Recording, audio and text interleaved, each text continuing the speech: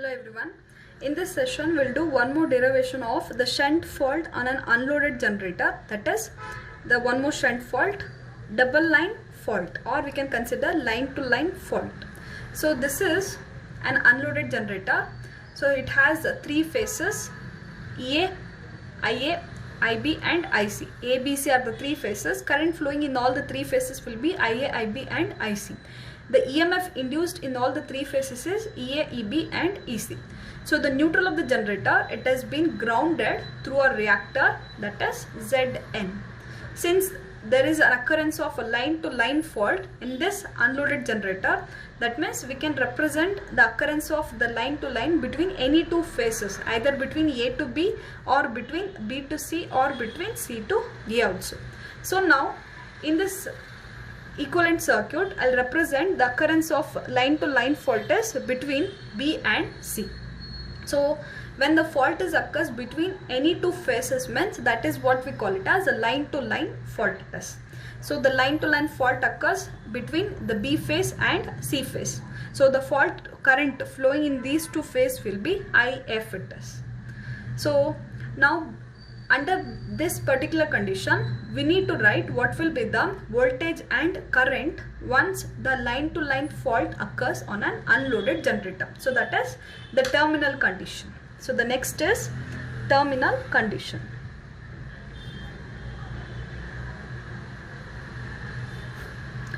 So in the previous case of a line to ground fault, we have observed that since the line to ground it is occurs for phase A and remaining B and C, it has been unloaded or it has been not connected to any of the system. So by the time what will happen, so there will be no path for drawing of current. So the current at that particular phase will be equal to 0. So even here also the phase A, it has not been connected to any of the system. So there will be no path for drawing the current. So the current through this particular phase, that is IA, will be equal to 0 it is. So next similarly observe here the phase B and C both will be in the same direction, so that we can write IB plus IC will be equal to 0, or we can also write IB equals minus of IC, or we can consider IC equals minus of IB also. So the current will be different in both the phases. Since the current is different in both the phases, but the voltage in these two phases, that is VB and VC, so both will be same. So now what we can write, VB will be equal to VC. So this is the terminal condition for line to line fault. So IA is equal to 0, IB equals minus of IC and VB will be equal to VC. So this is the terminal condition. See, very important for any of the analysis of a fault on an unloaded generator, the entire derivation, it has been depending upon the terminal condition. So based on this terminal condition only, we are going to derive the whole concept. So we need to remember this terminal condition properly.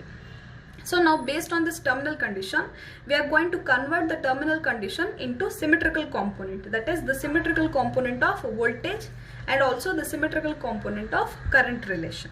So firstly we are going to see the symmetrical component relation for current. This is the expression for symmetrical component for a zero sequence, IA not equals 1 by 3 into IA plus IB plus IC. So now we'll simplify this by using the terminal condition in equation 1. Since we know that IA will be equal to 0, so this whole thing will be equal to 0. And what about IB and IC? So what we have written in the equation 1, IB will be equal to minus of IC. So IB can also be written as minus of IC. That means this is minus IC and this is plus IC. So these two again get cancelled. So that means IA naught will be equal to 0. So that means the zero sequence current IA naught will be equal to 0 it is. So next similarly we'll write the expression for symmetrical component for a positive sequence 1 by 3 into IA plus A into IB plus A square into IC. This is the expression for positive sequence current. So here since the IA value from equation 1, that will be equal to 0 and IB can be written as minus of IC. So same way we'll represent here also. This is A into minus IC plus A square into IC it is 1 by 3 as it is. So now we can take IC as a common. So now what we can write the expression for IA1 as, IA1 will be equal to 1 by 3 into IC is a common. So either we can write minus A plus A square, or we can write A square minus A also. So I'll write A square minus A. So consider IA0 will be equal to 0 as equation 2, and IA1 will be equal to 1 by 3 into IC, that is A square minus A. This is equation 3 here. So next, similarly we need to write the expression for IA2. So IA2 will be equal to 1 by 3 into IA plus A square into IB plus A into IC. So even here also IA will be equal to 0. So A square, IB can be written as minus of IC here. So 1 by 3 into minus A square into IC plus A into IC it is. So the final expression for IA2 is 1 by 3 into IC A minus A square it is. So consider the equation as 4. So now from equation 2, 3 and 4 we can write one simplified expression or one final expression as, since IA0 will be equal to 0, but IA1 is 1 by 3 into IC into A square minus A, and IA2 is 1 by 3 into IC A minus A square. So instead of writing 3 and 4 like this way, we can rewrite the above equation, that is equation 3 and 4 as IA1 will be equal to minus of IA2, or we can also write IA2 will be equal to minus of IA1, that is instead of writing A square minus A, we can write it as minus of 1 by 3 IC into A minus A square. So like this form also we can write. So that is why I have written IA0 equals 0, IA1 will be equal to minus of IA2 it is. So now consider these two equations as equation 5. So this is the symmetrical component relation for current. So next, similarly we need to obtain the symmetrical relation for voltage. This is the expression for the positive sequence voltage from the sequence terminal. VA1 equals 1 by 3 into VA plus A into VB plus A square into VC it is. So now observe the terminal conditions here. VB and VC both are equal or both are same. But what about VA? VA will remains as it is. VA will be considered as VA only. So now simplify this. So 1 by 3 VA plus A into VB plus, since VB and VC both are same, instead of writing VC, I can rewrite this as A square into VB also, because these two are same. So now we can write 1 by 3 into VA plus VB as common. It is A plus A square. So now we need to simplify this. What is the value of A plus A square? Since you know that from the symmetrical component expression, that is 1 plus A square. So that will be equal to 0 from the symmetrical component. So the same equation we can also rewrite it as A plus A square will be equal to minus 1. So now in the above equation we can consider A plus A square. This value will be equal to minus 1 it is. So now we can write the expression for VA1 as 1 by 3 into VA minus VB it is. So this is the expression for VA1. So next, similarly we'll write the expression for VA2, that is 1 by 3 into VA plus A square into VB plus A into VC. Again here also consider VC will be equal to VB. 1 by 3 VA plus A square VB plus A into VB, taking the common VB outside, it is A square plus A. Again A square plus A or A plus A square, it is nothing but minus 1 only. So now what we can write the expression for VA2 as 1 by 3 into VA minus VB it is. So now observe, consider this is equation 6 and this is equation 7. So now from equation 6 and 7 what it is clear that VA1 will be equal to VA2 it is. So both are same it is. So consider this as equation 8. So that means the positive sequence voltage is equal to the negative sequence voltage it is. But what about the zero sequence voltage? So since we know that the expression for the zero sequence voltage in the interconnection, so we can write the expression for VA0 as from the interconnection or from the zero sequence. See, this is the expression for, or this is the circuit for zero sequence network. This is ZG0 and this is 3 into Zn, and the current flowing will be IA0. So we can write the expression for VA0 as minus IA0 into Z0 it is. So now from the previous case, that is from equation 2, so what we have obtained, IA0 will be equal to 0. So substitute the value of IA0 as 0. So if IA0 is 0 means Z0 also will be equal to 0 it is. So that indicates that VA0 will be equal to 0. So consider this as equation 9. So now what does it indicate? From line to line fault means the positive and negative sequence both are same, but there will be no zero sequence voltage will be present in a line to line fault it is. So the same thing we need to represent in the interconnection of sequence network. So the equal sign indicates that the positive sequence, it is connected in parallel with the negative sequence, and here the VA0 0 indicates that there will be no zero sequence network will be present for a line to line fault on an unloaded generator it is. So same thing we are going to represent in the interconnection of sequence network. This is the interconnection of sequence network. So observe here from the equation 8 and 9 what the equation for voltage is obtained. Same way we need to represent our interconnection of sequence network. Equation 8 indicates that positive sequence is equal to negative. That means a positive sequence is connected in parallel with the negative sequence. So this whole is positive connected in parallel with the negative sequence.